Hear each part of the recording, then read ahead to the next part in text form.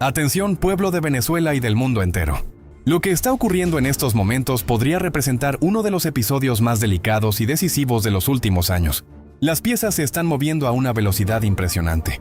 Los grandes actores internacionales están tomando decisiones que podrían cambiar el rumbo de la región, y las noticias que están saliendo a la luz están generando preocupación, expectativa y un enorme debate dentro y fuera de Venezuela. Donald Trump ha enviado un mensaje claro de que su prioridad es enfrentar a las organizaciones criminales que considera una amenaza para la seguridad de Estados Unidos y del continente. En medio de una escalada de acciones contra grupos como el Tren de Aragua y otras estructuras criminales transnacionales, las tensiones y los movimientos estratégicos alrededor de Venezuela siguen captando la atención internacional. Hoy, más que nunca, el mundo tiene sus ojos puestos sobre Venezuela. Cada declaración, cada decisión política y cada operación que se anuncia despierta nuevas preguntas. ¿Hasta dónde llegarán estas acciones? ¿Qué consecuencias tendrán para el futuro del país? ¿Estamos ante un nuevo capítulo en la lucha contra el crimen organizado o ante el comienzo de una etapa completamente diferente para la nación venezolana?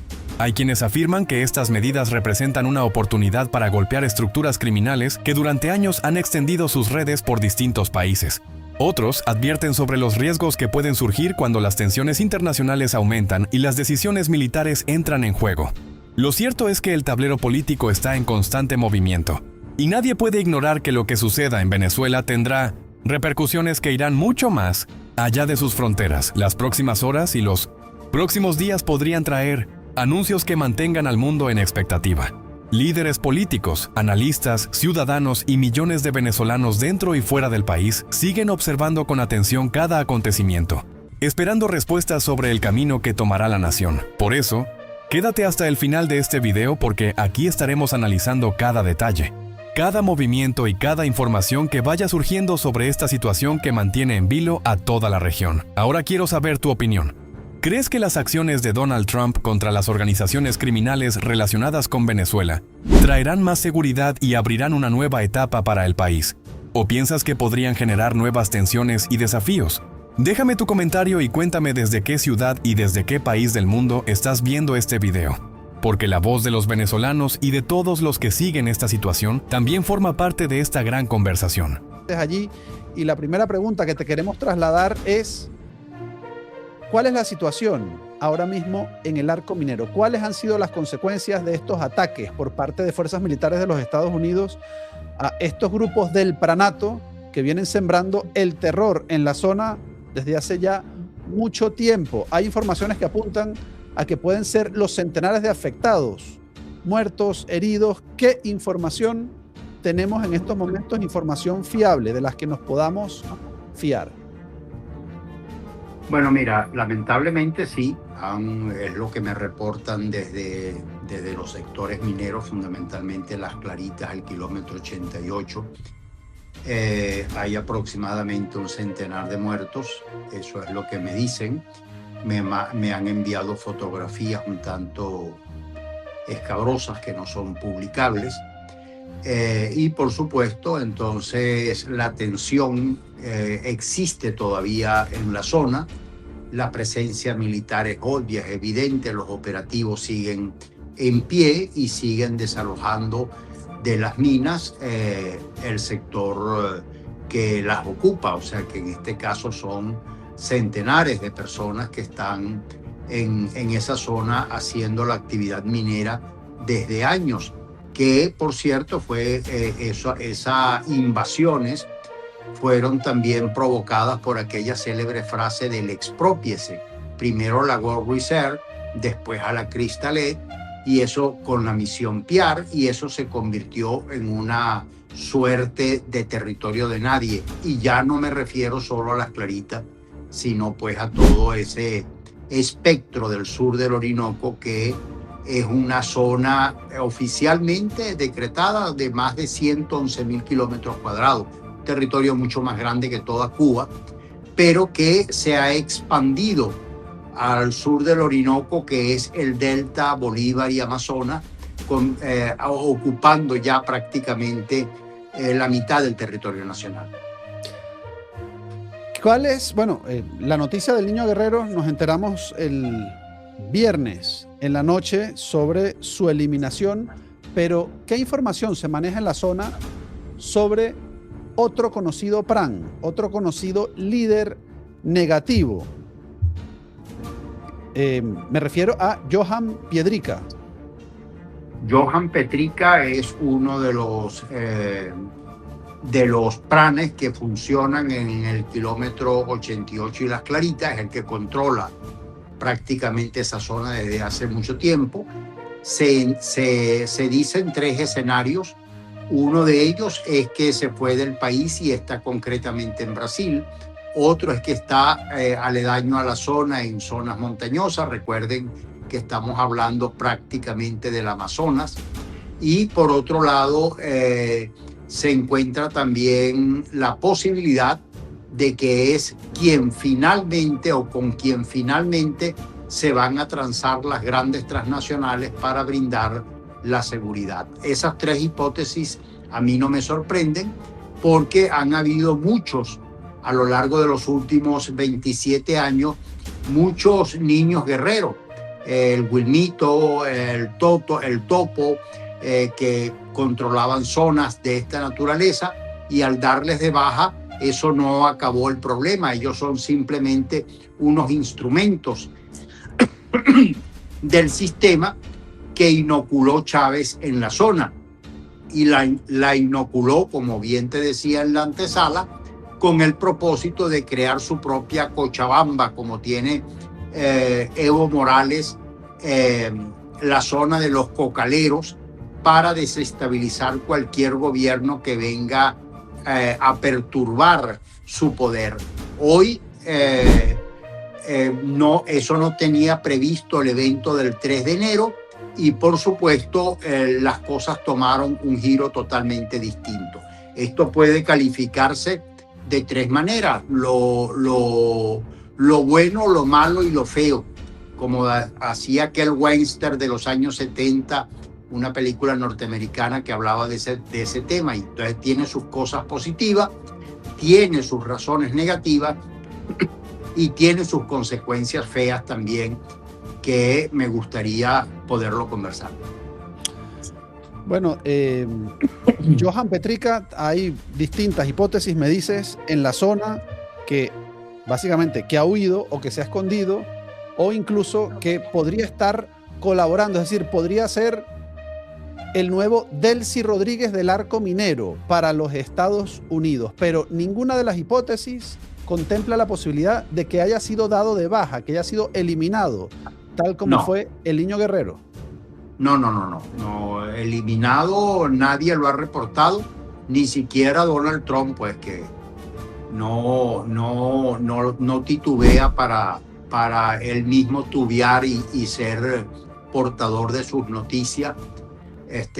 Más bien tubió al gobierno de Delcy Rodríguez, que sacó un comunicado posterior a las declaraciones de Donald Trump, y tubió también cuando capturó a Nicolás Maduro el 3 de enero pasado.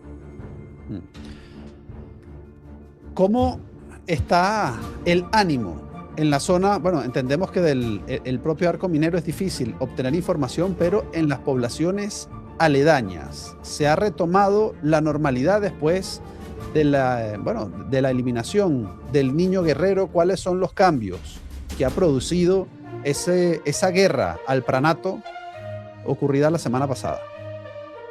No, lo que viene y lo que está presente es una inmensa incertidumbre, no solamente en Las Claritas y el 88, sino también en El Dorado, en Tumeremo, en el Callao, y prácticamente en toda la región. Vale decir, la región es, como te dije, el Delta, Bolívar y Amazonas, porque el arco minero decretado de 111.000 kilómetros, sin embargo, se ha extendido a todo el territorio sur del Orinoco. Hay actividades mineras en todos los parques nacionales, hay actividades mineras en Amazonas, donde no forma parte del arco minero. hay actividades en Icabarú, hay actividades en los 3 ríos que surten de agua la hidroeléctrica más importante de Venezuela, que es el Icabarú, el Paragua y el Caroní. Esas son las fuentes principales del lago de Guri, y en todas ellas se supone no están habilitadas para el arco minero, y sin embargo hay actividad minera. Hay muchas cosas que poner en orden, y por eso digo que quizás lo bueno en este caso es que pueda ser una gran oportunidad, para usar una metáfora china, de que las crisis siempre están registradas con 2 caracteres en el alfabeto chino. Uno es el problema y el otro es la oportunidad. Bueno, tenemos un gran problema, pero también tenemos una gran oportunidad. Lo bueno es que esta oportunidad pudiera servirle a Guayana y a Venezuela para poner orden en una violencia inducida y conducida por el entonces presidente Hugo Chávez, luego por Nicolás Maduro, y ahora bajo la tutela de Washington. Bueno, se pretende restituir de alguna manera la forma de explotación de la actividad minera. No obstante, eso también tiene su lado malo, que es que todo está centrado y concentrado en la actividad extractivista y no en la diversidad de la economía. Con retroceder 30 años atrás, Guayana era vista en un espejo de la alternativa no petrolera. Teníamos ganadería, teníamos producción láctea, teníamos producción maderera, teníamos turismo. Hoy nada de... Teníamos parque industrial, teníamos la producción eléctrica más importante del país. Hoy todo eso ha sido vulnerado. Y luego lo feo es que en medio de este proceso inducido, repito, por Chávez, perdimos la democracia, perdimos la libertad, perdimos la poca institucionalidad que existía y perdimos de manera desafortunada la soberanía y la independencia. Restituir todo esto puede ser una oportunidad, pero también podemos morir en el intento si nosotros, los venezolanos, los guayaneses, los demócratas y las personas que estamos comprometidas con el destino del país, no hacemos algo al respecto y presentamos un plan para tal propósito. Américo, ¿qué está sucediendo en Icabarú en estos momentos? El mismo nerviosismo, lo mismo que está ocurriendo en el Manteco, lo mismo que está ocurriendo en la Paragua. O sea, hay mucha incertidumbre, hay muchos movimientos militares, hay muchas salidas nerviosas de la zona, hay mucha salida de pranatos que tienen miedo a ser dados de baja o correr con la suerte del niño guerrero. Bueno, todo eso es comprensible que ocurra. Lo que pretendo ver más allá de nuestras narices es que, por supuesto, una actividad bélica de esta naturaleza no es sostenible en el tiempo y en el espacio, y el oro que alberga y los minerales que se alberga al sur del Orinoco no son capaces de poder sostener la presencia de un ejército haciendo estas operaciones a diario. Y entonces tenemos que recurrir a pensar y a ver cómo en efecto se ha sostenido y mantenido durante más de 78 años el tema de la guerrilla, de la narcoguerrilla en Colombia, y tener zonas liberadas como la Marquetalia o los cocaleros en Cochabamba. De modo que esta es una película que está todavía comenzando y en pleno desarrollo. 2 preguntas, por tanto, de esa respuesta que explicas. La primera, ¿crees que Estados Unidos y su ejército, la tecnología que está utilizando, drones con los que se demuestran que ya ningún rincón de la selva puede ser seguro para un PRAN? Lo hemos visto, aquí lo estamos viendo en las imágenes difundidas por el propio presidente de los Estados Unidos. Y la segunda pregunta que te quería trasladar, creo que lo estabas diciendo, pero te lo quería precisar. Los pranes están huyendo del arco minero. Por lo menos, si no están huyendo, se están escondiendo, y hay suficiente selva amazónica para hacerlo y para resguardarse y esperar mejor oportunidad.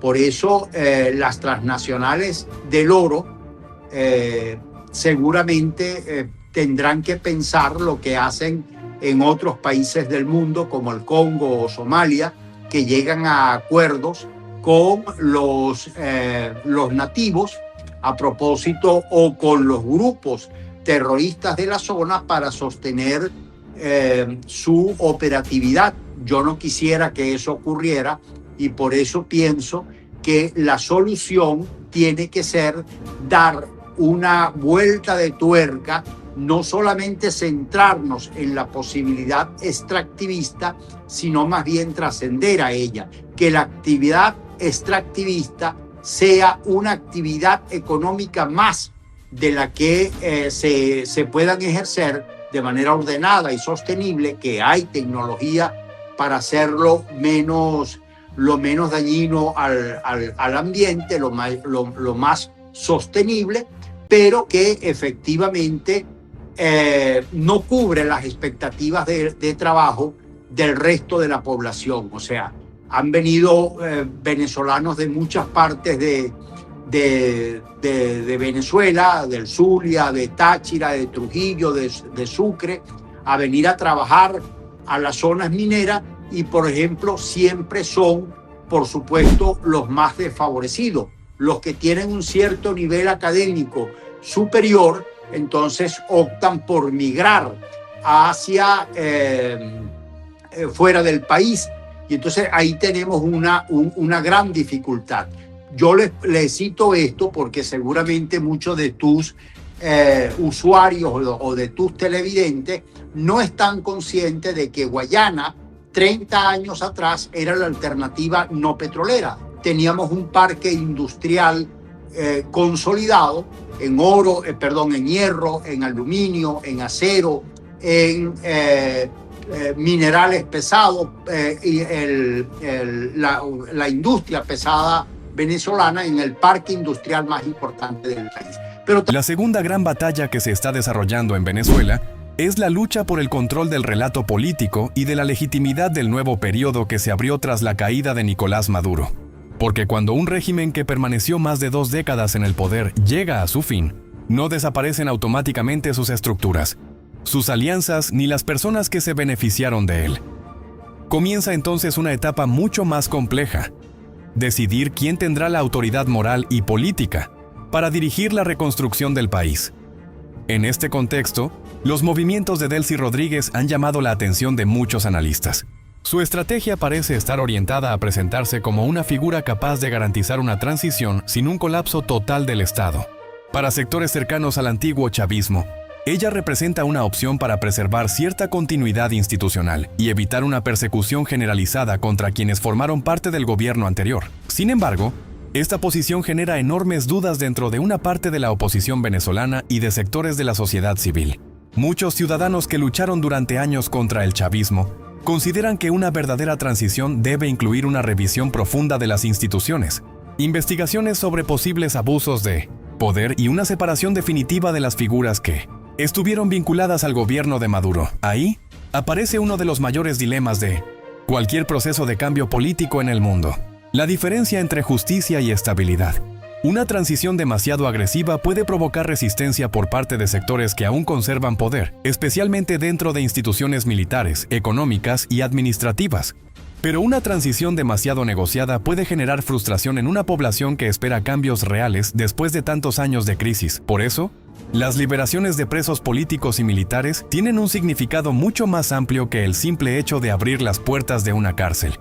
Representan una señal de que se están moviendo piezas dentro del tablero nacional. Los militares liberados, especialmente aquellos que fueron acusados de conspirar contra el gobierno anterior, podrían convertirse en actores importantes en la reorganización de las Fuerzas Armadas y en el debate sobre el papel que deberá tener la institución militar en una nueva Venezuela. El futuro de las Fuerzas Armadas será uno de los asuntos más sensibles de toda la transición. Durante años, la institución militar acumuló un peso político y económico extraordinario. Muchos altos oficiales administraron empresas del Estado, ocuparon ministerios y participaron en decisiones que iban mucho más allá de la defensa nacional. Un nuevo sistema político tendrá que decidir cómo profesionalizar nuevamente a las fuerzas armadas sin generar una ruptura interna.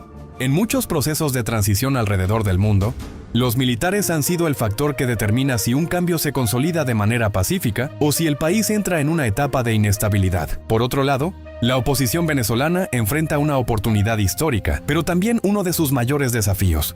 Durante años logró unificar a millones de venezolanos alrededor de la idea del cambio, pero ahora debe demostrar que puede pasar de ser una fuerza de resistencia a convertirse en una fuerza capaz de gobernar y administrar un país con enormes problemas económicos y sociales. La oposición tiene ante sí varias tareas fundamentales: recuperar la confianza en las instituciones, reconstruir la economía, atraer inversiones, atender la crisis de los servicios públicos y crear condiciones para que millones de venezolanos que emigraron puedan regresar al país. Pero existe otro elemento que no puede ignorarse: los grupos que han surgido después de la caída de Maduro. En momentos de vacío de poder siempre aparecen nuevos actores intentando ganar influencia. Algunos pueden buscar participar en la política de manera legítima, mientras que otros pueden tratar de aprovechar la debilidad del Estado para fortalecer sus intereses particulares. Es precisamente allí donde los movimientos de Donald Trump y de Estados Unidos toman una dimensión estratégica. La prioridad de Washington no solamente estaría enfocada en el cambio político, sino también en impedir que organizaciones criminales, grupos armados o redes de corrupción ocupen los espacios que deja un régimen debilitado. Desde la perspectiva estadounidense, una Venezuela estable tendría varios beneficios: reducir la expansión del crimen transnacional, mejorar la seguridad regional, disminuir las presiones migratorias y abrir posibilidades de recuperación económica en un país con algunas de las reservas petroleras más grandes del planeta. Pero Estados Unidos también enfrenta un desafío. Históricamente, cualquier participación directa de Washington en los asuntos venezolanos genera debates y críticas, tanto dentro como fuera del país. Por eso, los próximos pasos de la política estadounidense serán observados cuidadosamente para determinar si están orientados principalmente a apoyar una transición democrática o a defender intereses estratégicos propios. Otro punto decisivo será la economía. Después de años de sanciones, crisis institucional, caída de la producción petrolera y una migración masiva, Venezuela necesitará una reconstrucción enorme. La recuperación no ocurrirá de un día para otro. Incluso con un nuevo escenario político, serán necesarios años de reformas económicas, recuperación de infraestructura y fortalecimiento de la confianza de los inversionistas. El petróleo seguirá siendo una pieza central. El mundo observará cómo será administrada la industria petrolera venezolana, si se abrirá a nuevas inversiones internacionales y si los recursos obtenidos serán utilizados para reconstruir servicios básicos como electricidad, salud, educación y transporte. En este punto aparece una pregunta fundamental: ¿qué quiere realmente el pueblo venezolano después de tantos años de conflicto político? Para muchos ciudadanos, el debate ya no es solamente quién ocupa el poder, sino quién puede garantizar seguridad, empleo, estabilidad económica y una vida digna. La historia de muchas naciones demuestra que el momento posterior a la caída de un gobierno largo suele ser el más peligroso. La euforia inicial puede convertirse rápidamente en decepción si las expectativas no se cumplen. Por eso, los líderes de esta nueva etapa tendrán que administrar no solamente el Estado, sino también la esperanza de millones de personas. Los próximos meses serán decisivos. Venezuela puede avanzar hacia una reconciliación nacional y una reconstrucción institucional, o puede entrar en una nueva etapa de luchas internas entre grupos políticos, militares y económicos que compiten por el control del país. La verdadera victoria de una transición no se mide únicamente por la salida de un gobernante. Se mide cuando los ciudadanos pueden vivir sin miedo, cuando las instituciones funcionan sin depender de una sola persona, y cuando las nuevas generaciones tienen oportunidades dentro de su propia tierra. El destino de Venezuela aún está escribiéndose. Las decisiones que tomen la oposición, los antiguos sectores del chavismo, las Fuerzas Armadas, la sociedad civil y la comunidad internacional determinarán si el país entra finalmente en una etapa de democracia y recuperación o si enfrenta nuevos ciclos de incertidumbre.